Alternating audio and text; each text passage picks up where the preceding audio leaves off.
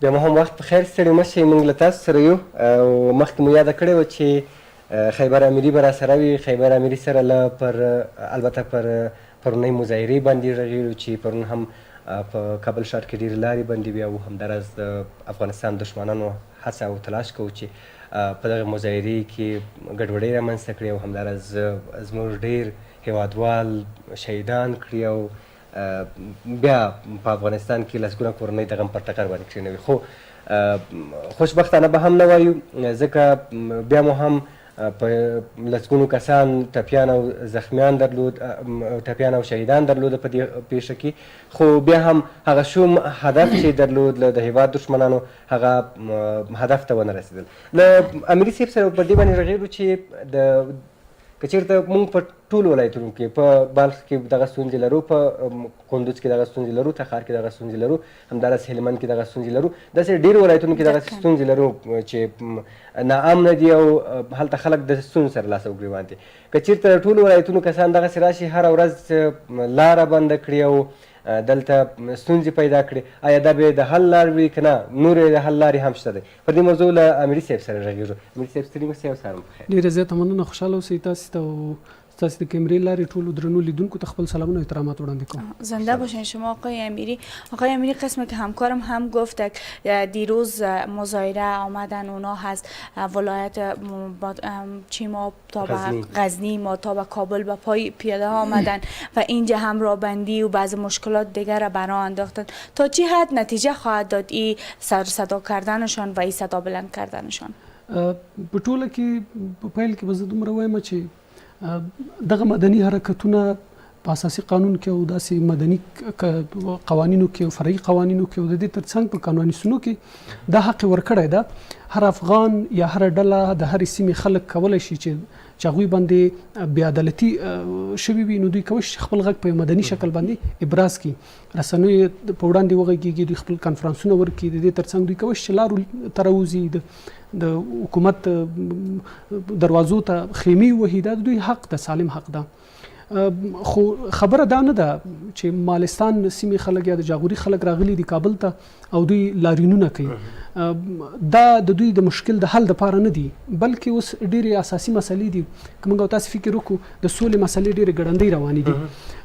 دلته دوه خبرې دي، یو خو په روسیه کې خپله روسیه، ایران او حتی تر ډېره حده پورې پاکستان او ډېره حده پورې ترکیه هم نه غواړي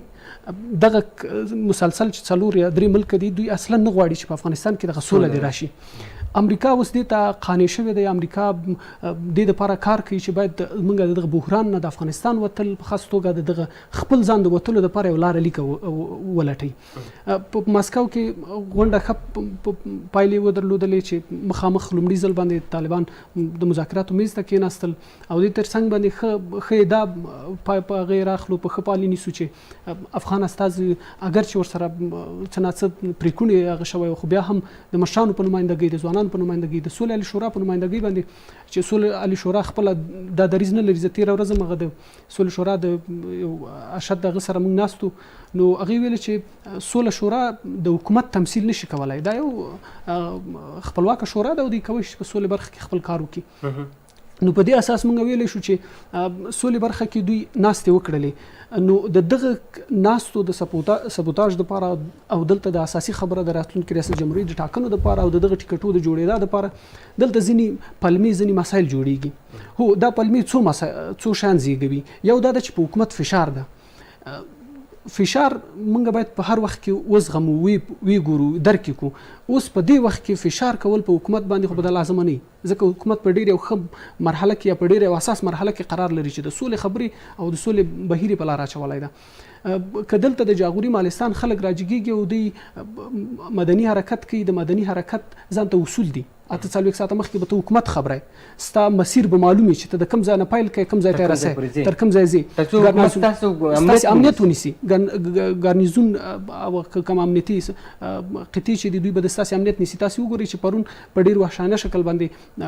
د دوی ترڅنګ چاودنه وشوله. زموږ ډېر سرتیري، امنیتي سرتیري، عام خلک په غم باندې په غم او ویر باندې کېنول. نو که چېرته دوی دغه هغه نه وای کړي، دغه لاریون یې نه وای کړی او دا یې په خپل وخت په خپل ځای په مشخص ادرس باندې کړی وای، نو دا ستونزې به نه جوړېدلې. ما پرون ولیدل چې د ترافیکو په ماموریت کې کوم کس دغلته وو، د 15 ورځې د واده نه کېدلې، 15 ورځې د واده نه کېدلې. د خپل میرمنې سره په هغه د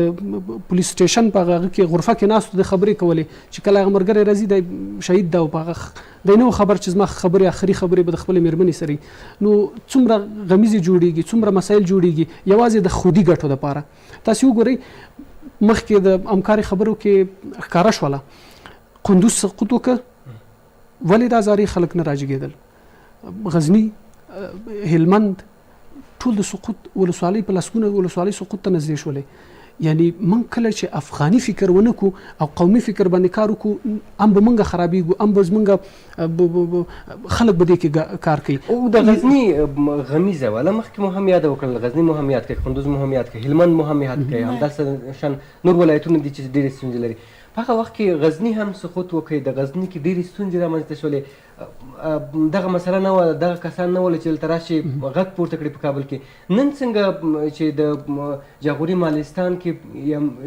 امنیتي ستونزې رامنځته کېږي، دوی راځي او دلته لارې بندوي. یعنی ستاسو هدف همدا دی، ستاسو د خبرو ځینې ما برداشت همدا کوي چې د دوی هدف همدا نه دی چې دوی د مالستان په خاطر باندې چیغه ووایي، دوی هدف همدا نه دی چې د جاغوري په خاطر باندې چیغه ووایي. دوی غواړي چې د سولې همدا خبرې چې روانې دي چې حکومت څه ناڅه ورنږدې شوی دی، همدا خبرې یعنی کمې کړي یا همدغه ستونزې ضربه واروي کړي. یو تحقیق چې ما وکړ په غزني په دغه سیمو کې طالبان په اوږده وخت کې نه کامیابېدل. دلیل یې دا و چې دلته د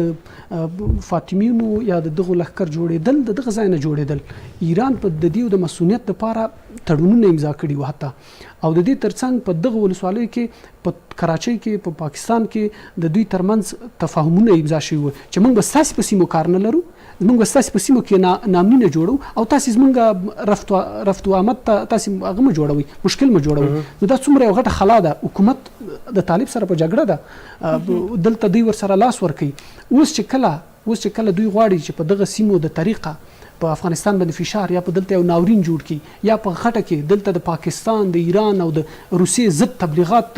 مخه ونیسي، دوی خپله داسې یو غږ جګوي. دا په ټوله کې که موږ وګورو زموږ ټولو درد یو درد ده.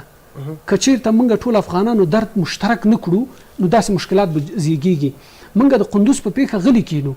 موږ د هلمند په پیښه غلي کېنو، موږ د بادغیس د غزني په پیښه غلي کېنو، ولې موږ د مالستان د محدود هغه او دا هم نه غواړو چې هلته د امنیت وشي. اوس هلته تېر مازدیګر امنیتي ځواکونه لاړل، خاص قطعې لاړلې، کمانډو ځواکونه لاړل، د غوڅ ملاتړ عملیات شروع کړل. دوی غواړي چې هلته عملیات وکړي. عملیات روان دي، عملا روان دي. حکومت خپل پریکړه ګامونه اخلي، نه یوازې د غزا لپاره د غزنی د مالستان لپاره، بلکې هغه په ټول افغانستان کې د ټول هغه لپاره هغه هر سیمه ته رسیږي. اوس که موږ وګورو په اریوب ځاځي کې حمله شوې ده، بمي چې هغه حمله کړې ده، بمي حمله کړې ده، هلته په لسګونه خلک شهیدان شوي. د اریوب ځاځي خلک راجګ شوي، پرون یې غټه غونډه جوړه کړې ده چې موږ د حکومت نه غواړو چې دغه بمونه بند کړي، هوایي حملې بندې کړي. دلته د غزني خلک راځي چې نه باید غزني هغه وکړي،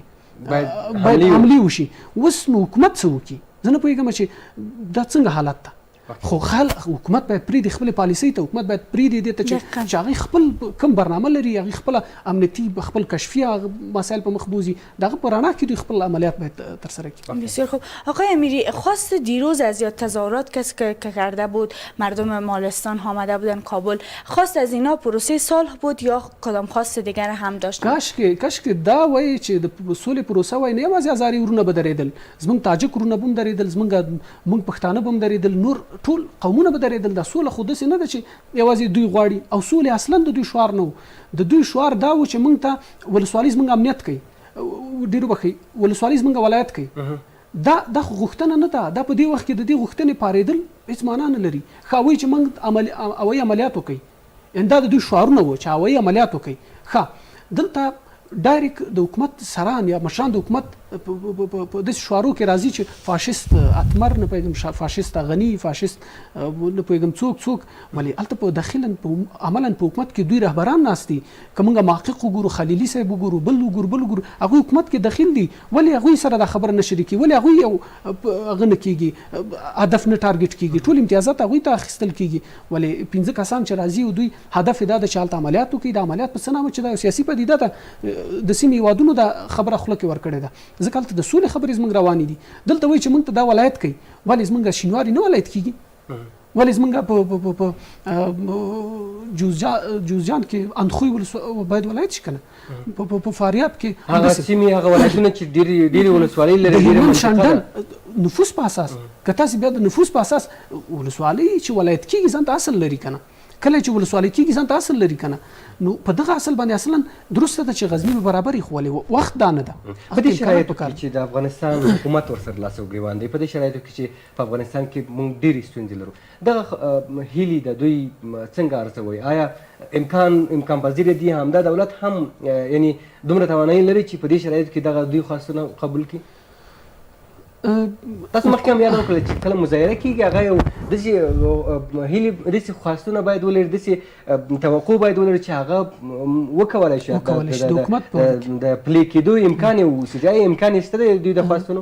یو خبره ده زموږ حکومت به موږ په دې ټکي مجرم کوو ځکه که موږ د حکومت تعریفونه راواخلو درسته ده چې 4-5 اصله لري تمامیت د عرضي ده او مثلا د ملي منافعو برآورده کول دي یا د هغوی ملاتړ ده او د دې ترڅنګ اساسي خبره د امنیت عامه امنیت ټینګول دي په دې کې دی پاتې راغلی ده خو خبره دا نه ده موږ باید دا واضح کړو زموږ د بلخ نږدې ولسوالۍ ته نږدې 3 ولسوالۍ پښتون مېشته سیمې دي دا ټولې نام نه دي زه خپل کلي وطن ته نشم تللی یعنی تر دې حده پورې زموږ په بلخ نه یې واخله چې دغه نسبتا په شمال کې امن ولایت و ولې هلته 80% نام نه ده اوس که موږ راشو د دوی غوښتنو ته چې امنیت موږ غواړو ښه خبره ده امنیت خو موږ هم غواړو ټول غواړي دا خو ټول افغانان غواړي چې موږ امنیت غواړو مسؤلیت غواړو امنیت غواړو دا خو بده خبره نه ده هو کله چې دوی د ولایت خبره کوي نو دا خو داسې امتیاز نه ده کله چې دوی د عملیاتو خبره کوي نو دا پرېږدي دفاع وزارت ته یې پرېږدي دا په داسې شکل باندې نه کېږي چې تاسې بیا راوځئ سرکو ته راوځئ هلته د امتحاریان کېږي هلته بدبختي کېږي خلکو لارې بندېږي خلک د کار نه پاتې کېږي خلک د وظیفو نه پاتې کېږي خلک خپل تجارت خپل دکانداري هر څوک تاسې وګورئ ما په دې کابل کې داسې خلک دي چې هغوی د ورځې 100 افغانۍ 200 افغانۍ جوړي یعنی دغه 200 افغانۍ که دی دغه ورځ باندې کار ونه کړي ماښام دی شی نه لري ولې په دغه ورځ باندې نه یوازې چې خلک په غم او په ژړا باندې کېناستل دې ترڅنگ دوی اقتصادی بحران سره اقتصادی مشکلات سره مخ شول دقیقاً دیروز باز همین مظاهره چیز نتیجه داد بهشان رئیس جمهور چی پاسخ داد آیا شما آگاهی دارین دومره دقیق به معلومات ونه لرو هو خو دومره ویلی شو چې د ارک د خوانه مستقیم دوی سره خبرې وشولې د دې خبرې د دوی خواستونه واورېدل شول دوی ته لبیک وویل شول چې څنګه ما ویلې دغسې خبرې ورته وشولې قناعت یې ورکړ قناعت خو دوی باید قناعت کړی وای ځکه هغه ورته وایي چې موږ دغه عملیات کوو دا سیمه نه ده موږ په بلخ کې عملیات کوو موږ په فراه کې موږ په هلمند کې موږ په ټولو سیمو کې عملیات کوو دا چې تاسې په کوم شکل یې غواړئ دا خواست نه ده نو ټوله خبره دا نه ده چې هلته د امنیت راشي ټوله خبره دا نه فقط فشار راوستل دي په حکومت او په دغه اساس وخت کې دغه فشار کول دا ظلم ده دا د څومره تاثیرات لري د سولې پر پروسې باندې دغه فشار راوستل یا هم دغه حالات چې په افغانستان کې دي اوس موږ تقریبا د سولې دغه ته لږ نږدې شوي یو په داسې حالاتو کې دغسې مظاهرې او دغسې خواستونه او دغسې کارونه څومره تاثیرات لري د سولې پر پروسې باندې سوله یو پروسه ده زما د تعریفه سوله یو پروسه ده او دا سوله راتلونکې ده دا خو قطعي خبره ده هو یو خبره کو تاسو مخکې وویل چې دغه هېوادونه نه غواړي دا څو هېوادونه نه غواړي دوی به څومره په دې کارونو سره وکولی شي دغه سیستم یعنی موږ ته ستونزې پیدا کړي د سولې د راتګ په مخ کې خنډونه جوړ کړي یو خبره باید واضح کو چې سوله طالب هم ستړی ده حکومت هم ستړی ده افغانان خو ځورېدلي ستړي دي دوی خو ته وګوره د هلمند نه پیابلې پښې تر کابل راځي د کابل نه تر قندوز او بغلانو تر مزار راځي یعنی دا نور د دې نه نور بل هغه د ولس دغه درد ده د ولس غږ هم دا ده دا ولس خپل دغه غږ تمثیلي اوس خبره دا ده کله چې موږ ګورو د سولې په برخه کې د وخت نه هم حکومت هم طالب دواړه دې ته راضي دي چې باید سوله وکړي نو دا د سیمې هېوادونه د نړۍ هېوادونه دا خو عموما دوی نه غواړي چې دلته سوله راشي خو سوله راتلونکې ده سولې دپاره چې مخامخ خبرې شوي دي د امریکا خاص نماینده چې دلته راغلی ده د دې دپاره د سپېڅلي کوټلي ګامونو دپاره ایخلي او راغلي دي او ښه خبره به موږ د یو ځوان په صفت غوښتنه هم دا ده چې باید د ولسمشریزو ټاکنو ټایم ټیبل یا تقسیم اوقات باید د کمیسیون د خوا نه اعلان نشي او که اعلان شوی باید وځنډول شي که هغې تغییر پکې راشي ځکه چې سوله رانشي د ولسمشریزو ټاکنې ناممکنه دي نو زموږ ته د ټولو شان ضروري سوله ده او که چېرته سوله رانشي موږ به ټاکنې په کومو سیمو کې وکړو موږ په دې پوهېږو چې ډېری سیمې زموږ وسلوال مخالفینو سره دي خو هغوی هم ستړي دي راځي باید سوله وشي د هغه نه مخکې باید یو اوربند وشي د هغه نه مخکې باید دغه پیلامې خبرې چې کومې دي نو دغه نتیجه ورکړي نو موږ ډېر هیله مند یاستو چې د ولسمشر ټاکنو نه مخکې سوله وشي که چېرته دغه سیستم یعنی که هغه کسان چې داسې مظاهره کوي او د جاغوري نه د البته د جاغوري د ولایت په حیث پېژندل غواړي او همداراز داسې نورې غوښتنې لري د دې پر ځای دغسې غوښتنه ولري په هر ولایت کې مظاهرې وشي په هر ولایت کې خلک راپاڅېږي د مخالفین د ټولو نه همدا وغواړي همدا غږ پورته کړي چې موږ سوله غواړو موږ اوربند اعلان شي څومره به ښه د ټولو خبرو هغه ښه پوښتنه دې همدا ده یعنې زما د ټولو بدو خبرو هغه ښه سوال د ستاسې همدا ده زه به دا وایم چې د ولس غوښتنو ته حکومت هم غوږ نیسي او باید ونیسي او د دې ترڅنګ طالبان هم غوږ نیسي نو که چېرته زموږ په هر ولایت کې په هره سیمه کې د سولې غږ پورته شي نو دا به ډېر اثرات ولري دا به خپل ځانګړي تاثیرات ولري انشاءالله د سولې پروسه باندې ډېر اغېزه کوي نو ښه خبره دا ده چې د دې په ځای چې موږ ولایت وغواړو د دې په ځای چې موږ په حکومت فشار راوړو د دې په ځای باید موږ په دواړو غاړو باندې دا غږ وکړو چې سوله وکړي شما زنده باشین واقعا موضوع خیلی مهم بود و خدا کنه که دیگه جوانان ما هم درک بکنن و بتانن که کشور ما را دیگر از این جنگ و بدبختی نجات بدن زنده باشین شما تاسو نه مننه ډېره زیاته مننه امیري صاحب چې راغلی نور بل نه ومنله له تاسو هم ډېره زیاته مننه په افغانستان کې د تلپاتې سولې او همداراز په دې هیله یم چې په هر ولایت کې ځوانان خپل غږ پورته کړي او همداراز هغه کسان چې مظاهره کوي یوازینی هدف یې همدا وي ملي منافعو ته ژمنتیا وي او همداراز په افغانستان کې د سولې ثبات او همداراز د ټولو قومونو ترمنځ یووالی غوښتنه وي نه دا چې ځینې شخصي غوښتنه وي او د ځینې هېوادونو هغه هیلې وي چې دوی البته دوی تلاش کوي چې خپله تلاش وکړي خپل غږ پورته کړي او د هغوی غوښتنې ترسره کړي له تاسو هم ډېره مننه چې ملتیا مو راسره وکړله مجبور یو چې له امیري صاحب سره یو ځای وځو تر سبا چې ستاسو چوپړ ته حاضرېږو تاسو په پاکه لاس پارو ښه وختونه ولرئ الله مو خدا حافظ